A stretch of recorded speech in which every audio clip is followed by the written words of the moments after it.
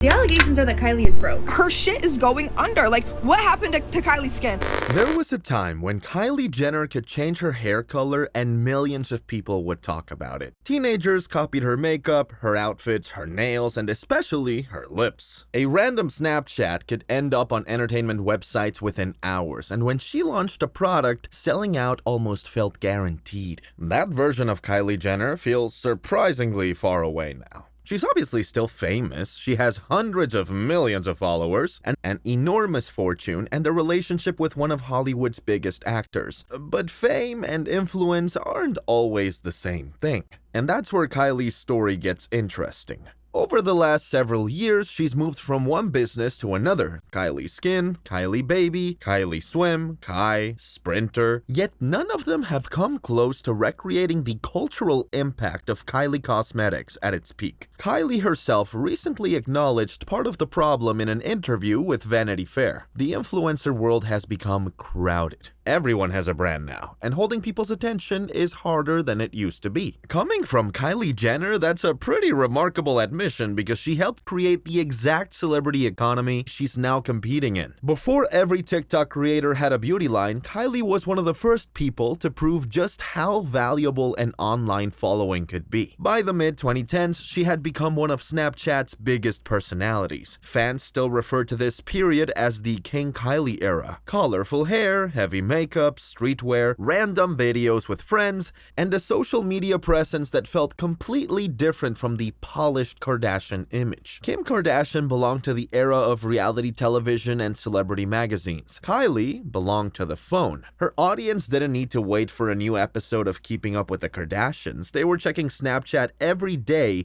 and that direct connection gave Kylie enormous influence over a generation of teenagers. Nothing demonstrated that influence better than the obsession with her lips. After months of speculation about her changing appearance, Kylie acknowledged in 2015 that she had used temporary lip fillers. She later explained that the insecurity began after a boy commented on her small lips, which led her to start overlining them with makeup. By that point, the look had already become a phenomenon. The Kylie Jenner challenge spread across social media, with teenagers using shot glasses and other objects to create suction around their mouths in an attempt to temporarily make their lips look fuller. Some ended up bruised or injured, but the trend showed just how intensely young people were trying to copy her. Kylie then turned the feature everyone was talking about into a business. The Kylie Lip Kit launched in November 2015 and sold out within minutes. The concept was simple: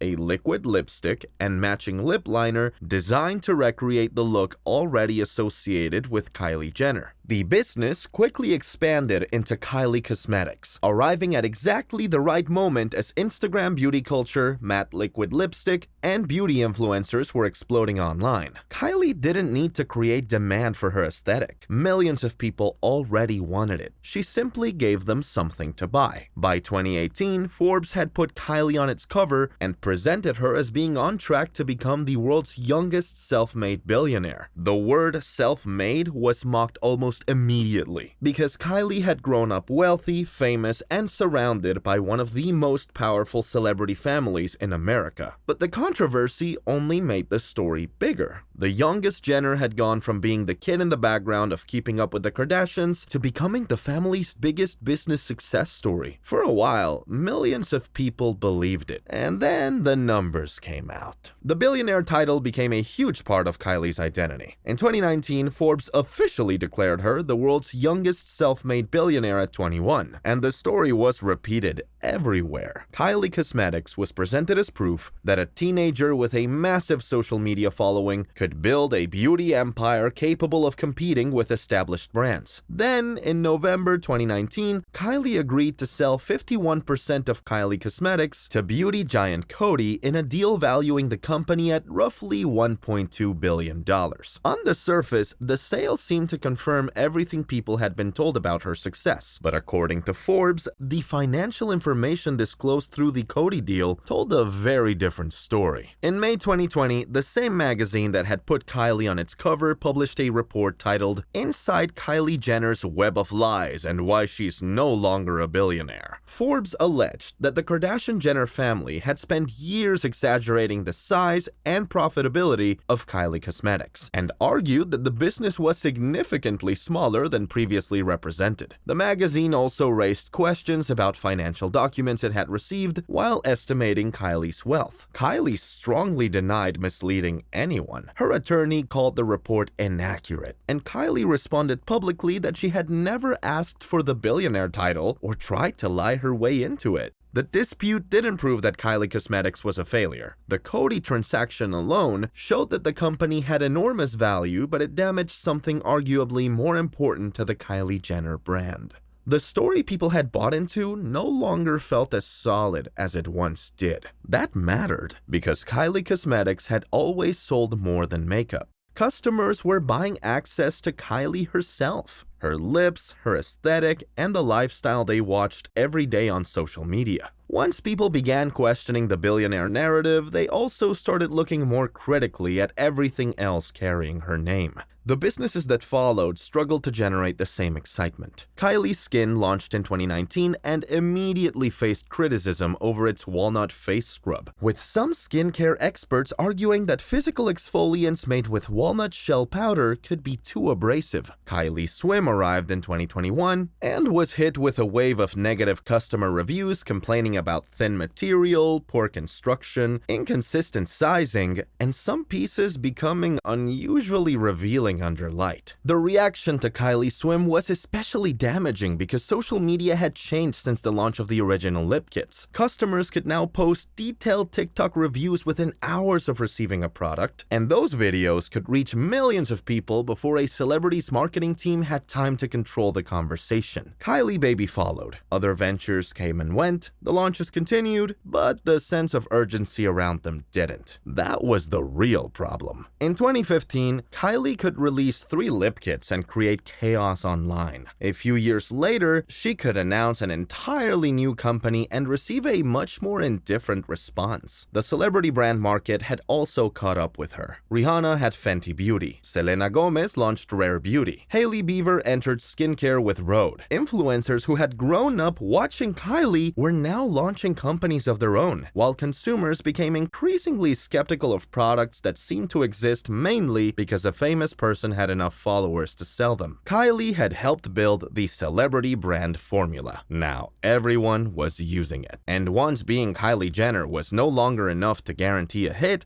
she had to figure out what came next. By this point, Kylie Jenner had a problem that money couldn't easily solve. The internet had moved on from the era that made her famous, and every attempt to recreate that level of attention seemed to have a shorter shelf life. In October 2023, she launched Kai, a fashion brand that was supposed to establish Kylie as a serious name in clothing. The first collection leaned heavily into black fall leather and minimalistic basics, with Kylie presenting the company as a more elevated extension of her personal style. The launch received plenty of coverage, but it also ran into controversy almost immediately when a designer accused Kylie's team of using ideas she had previously shared with them. Kai denied the implication that its collection had been copied, but the accusation added to a criticism that had followed the Kardashian-Jenner family for years, that they were better at identifying and monetizing trends than creating something genuinely original. Kai continued releasing collections, but it never became the kind of cultural event Kylie Cosmetics had been. There were no virtual lines of teenagers desperately refreshing a website, and no single product became inseparable from Kylie's identity in the way her lip kits once had. The same problem followed Sprinter, her canned vodka soda brand. Kylie could still generate headlines around a launch, but headlines were no longer the same thing as influence. The announcement would arrive, the promotional photos would circulate, and then the internet would move on to something else. Meanwhile, Kylie herself was changing. The heavy makeup and exaggerated aesthetic associated with her 20s began giving way to a softer image. Her clothing became more understated. Her makeup appeared lighter, and interviews increasingly presented her as more private and mature. Around the same time, her relationship with Timothée Chalamet became public, connecting Kylie to a completely different corner of celebrity culture. Timothée wasn't a rapper, an athlete, or another reality television personality. He was one of the most successful actors of his generation, with films like Dune and Wonka turning him into a major Hollywood star. Their relationship immediately became a huge entertainment story, partly because many people couldn't imagine the two of them existing in the same social circle. The relationship also brought a new level of scrutiny to Kylie's changing image. Fans began comparing her newer style to the understated aesthetic associated with Timothy's ex-girlfriend Lily Rose Depp. Some accused Kylie of changing herself depending on the person she was dating, similar to comparisons that had previously been made during her relationships with Tyga and Travis Scott. Those comparisons are subjective, and changing your style over a decade is hardly unusual. Kylie was a teenager when the King Kylie aesthetic became famous, and expecting a woman approaching 30 to dress exactly as she did at 17 would make little sense. The bigger issue was that every new version of Kylie seemed to create the same conversation.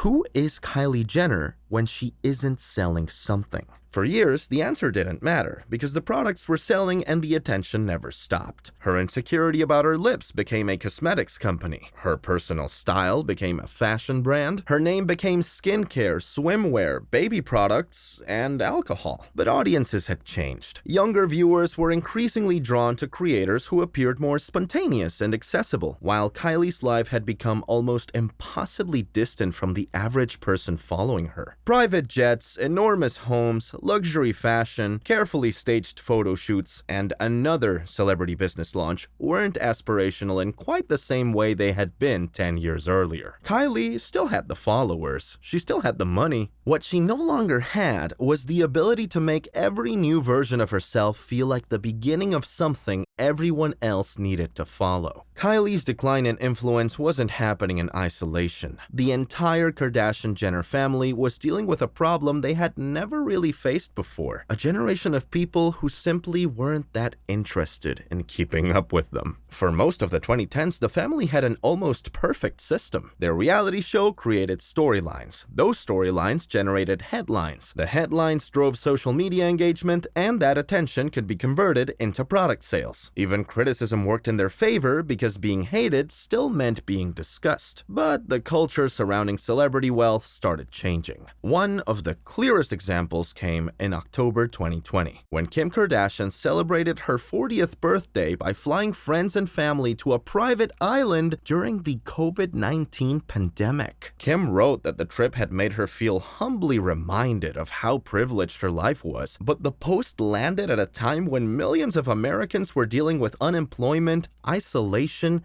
and the deaths of loved ones.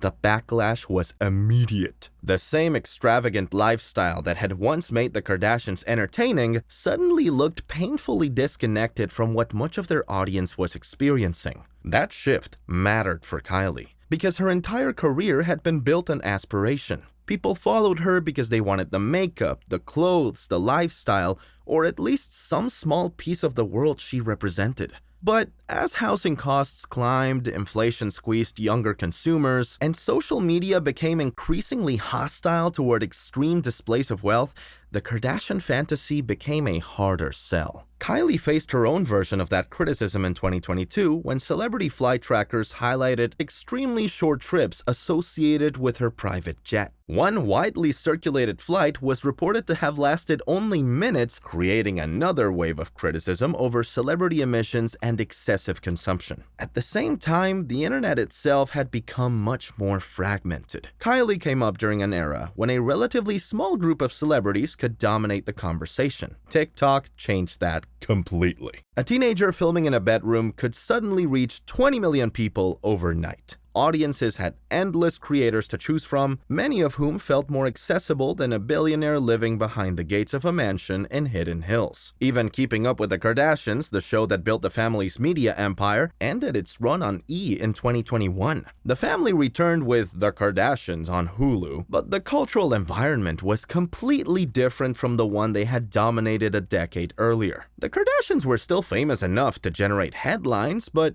they were no longer the only people capable of controlling the conversation. For Kylie, that created an awkward reality. The audience that made her famous had grown up, while younger viewers had their own influencers, aesthetics, and celebrities. Trying to recreate the King Kylie era could generate nostalgia, but nostalgia itself was proof that her most influential period was now in the past. This is why Kylie's current position is so unusual. She hasn't disappeared, and calling her career a financial failure would be ridiculous. She's still wealthy, still followed by hundreds of millions of people, and still capable of attracting enormous media attention. But the power she once had was different. At her peak, Kylie Jenner didn't need to chase the internet because the internet chased her. Her hair, her makeup, her relationships, and her products became trends simply because she touched them. Now she's competing for attention in the same overcrowded system she helped create. And that may be the clearest sign of her downfall. Kylie Jenner is still everywhere, but being everywhere no longer guarantees that anyone is paying attention. So, is Kylie Jenner actually finished? Obviously not. She's still extremely wealthy, still one of the most followed people on Instagram, and still famous enough that her relationship with Timothée Chalamet can become international entertainment news. If Kylie announces another company tomorrow, major publications will cover it before the first product even goes on sale. But that's also why her story is so interesting. Kylie's downfall isn't about losing everything. It's about losing the one advantage that made her different from every other celebrity with money and followers. For a few years, Kylie had almost complete control over the attention of an entire generation. She could turn an insecurity about her lips into a cosmetics empire. She could post a product on Snapchat and sell it out within minutes. She could change her appearance and create a beauty trend that spread around the world. At her peak, Kylie wasn't reacting to culture. She was helping shape it. That level of influence is incredibly difficult to maintain, especially when the audience that made you famous eventually grows up. The teenagers who followed King Kylie are now adults. Many of them have jobs, bills, families, and a completely different relationship with celebrity culture. The younger generation replacing them has thousands of creators competing for their attention and no particular reason to care about the Kardashian family simply because everyone else once did. Kylie also became a victim of her own business model. The original lip kits worked because they felt directly connected to something people genuinely associated with her. As the number of companies grew, that connection became harder to see. Cosmetics, skincare, swimwear, baby products, fashion, alcohol. The more Kylie Jenner became a brand attached to everything, the less special another Kylie Jenner product felt. And maybe that's the biggest difference between Kylie then and Kylie now. In 2015, people wanted to know what she would do next. Today, it often feels like Kylie is trying to figure out what people want her to do next. That doesn't mean she can't reinvent herself again. The Kardashians have survived more scandals, failed products, public backlash, and predictions of irrelevance than almost any other celebrity family in modern entertainment. Counting them out completely has historically been a bad bet. But Kylie is now facing something the Kardashian machine can't easily manufacture: genuine cultural relevance. You can buy advertising, you can hire the best publicists in Los Angeles, you can launch another company, book another magazine cover, and put your name in front of hundreds of millions of followers. You can't force people to care. And for Kylie Jenner, that may be the most satisfying part of the downfall. The woman who once seemed capable of selling anything is now learning that attention was always the most valuable product she had. And unlike a lip kit, you can't simply restock it. If you love celebrity deep dives that go beyond the headlines, subscribe to the channel.